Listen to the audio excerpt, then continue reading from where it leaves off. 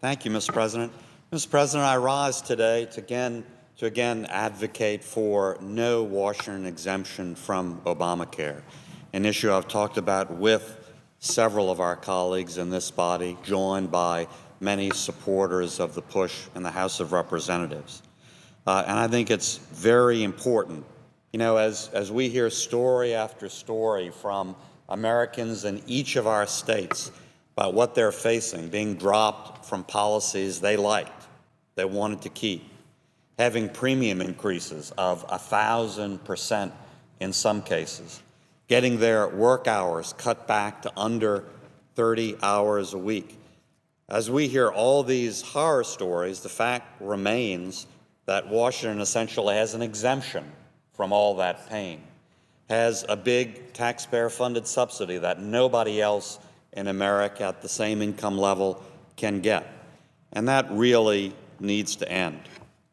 And one critical component of this issue is the fact that even though the Obamacare statute said clearly that every member of Congress and all of our official staff had to go to the exchanges for their health care, and of course mentioned nothing about any huge taxpayer-funded subsidy. In fact, that language was considered and not included. Even though that's crystal clear under the statute, the Obama administration issued a special rule to get around that clear language. Part of that rule, which I think is outrageous on its face, says, well, we don't know who official staff are. We can't determine that, so we're going to leave it up to each individual member of Congress to determine who their official staff are. And as long as they deem certain staff non-official, then they don't have to go to the exchanges at all. They don't have to follow that clear mandate in the statute itself. Well, again, Mr. President, when you're talking about folks who work on our staff and committee staff and leadership staff, that's ridiculous. They're clearly official staff. They're not campaign staff. They're not off Capitol Hill outside of government. They're not working for other entities. They're clearly official staff. This is just one of the major ways this illegal rule does an end run around the clear language of the statute. In reaction to that part of the illegal rule, I entered a bill that simply says these decisions by each individual member of the Senate and the House need to be made public. There need to be full disclosure when anybody is using this end run around and saying, yes, this person works for me, but somehow they're not official, so they don't have to follow the mandate of Obamacare to go to the exchanges. That information should absolutely be public. And I put that in the form of a bill, which I've filed both as a freestanding bill and as an amendment to the measure before the Senate today. Now, whatever we think about the underlying issues, and I know there's disagreement, to me it should be a no-brainer that there's full disclosure about how each individual office handles the situation. That is not fully disclosed now. Some members may choose to say it to the press, to answer press questions, but it is not public information. It seems clear to me that how each office elects to handle that situation, how each elected member elects to handle that situation should be, by definition, public information, fully disclosed. And the measure I'm talking about right now, that's all it does. It doesn't prohibit anything else from going on. I object to that. I have other measures that I'll push to prohibit it. But all the measure I'm talking about right now does is make sure that that information, that election by each individual member is public. There's full disclosure about something I think clearly the public has a right to know about.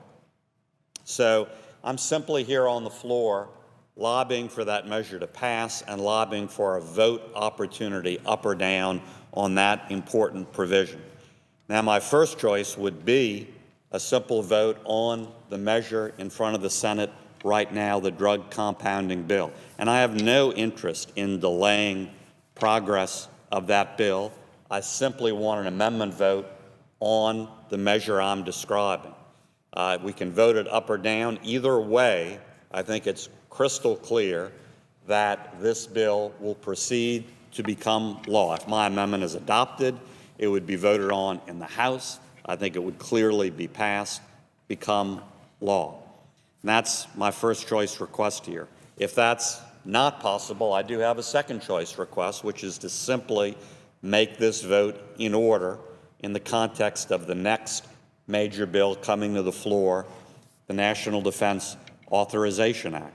Again, a simple amendment, a simple vote, and I have no interest in delaying the time running on the consideration of this bill, on delaying votes on this bill, or of delaying debate and voting on other amendments on the defense authorization bill. Seems to me that that's a very basic, straightforward request, a vote on a pure disclosure provision. By the way, this provision has been hotlined on the Republican side, and there is no Republican objection to the substance of this provision. It's pure disclosure. We all think it should be public information. There is no objection.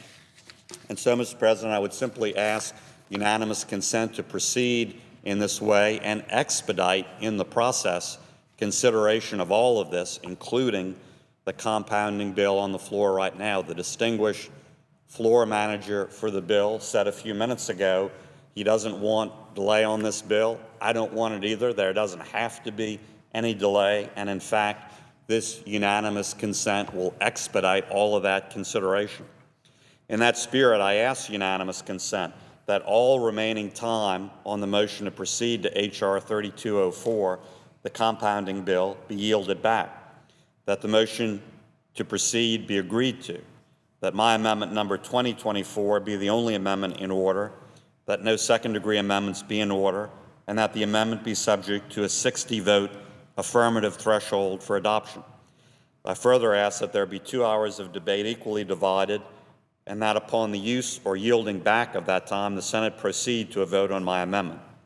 Following the disposition of my amendment, that the bill as amended, if amended, be read a third time and passed, and the motion to reconsider be considered made and laid upon the table with no intervening action or debate.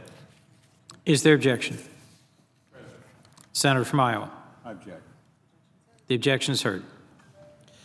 Well, Mr. President, reclaiming my time, that's unfortunate. That could dispose of this bill and pass this bill today. A very straightforward, expeditious way of passing this bill with no delay. Mr. President, I said I had a second choice, a path forward, which I think is very, very reasonable as well, related to the National Defense Authorization Act. So let me propose this unanimous consent. And I would ask unanimous consent that all remaining time on the motion to proceed to H.R. 3204, the compounding bill, be yielded back, that the Senate proceed to H.R. 3204, that the bill be read a third time and passed, and the motion to reconsider be considered made and laid upon the table.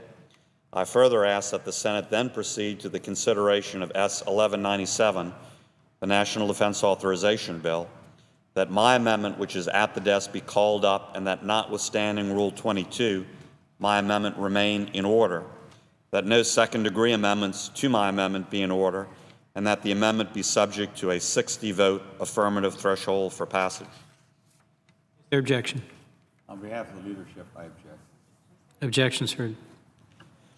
Well, Mr. President, reclaiming my time again, I think that's unfortunate. That would be an even quicker route forward on the compounding bill, because had that unanimous consent been agreed to, the compounding bill would have just passed the Senate.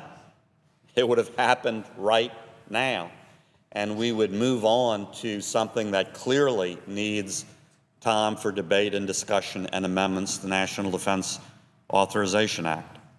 So, Mr. President, in closing, let me just underscore, all I am seeking, urging, and yes, demanding, is a clear up or down vote on a pure disclosure provision.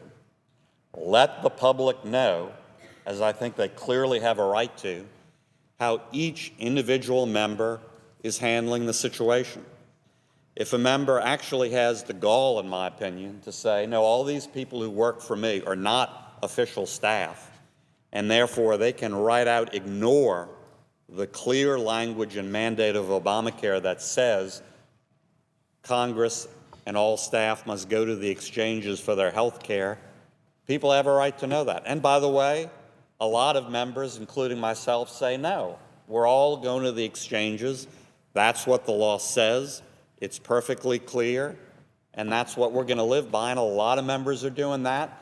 Either way, the public should know what's going on. There should be full disclosure, and that's all the provision I'm discussing today does.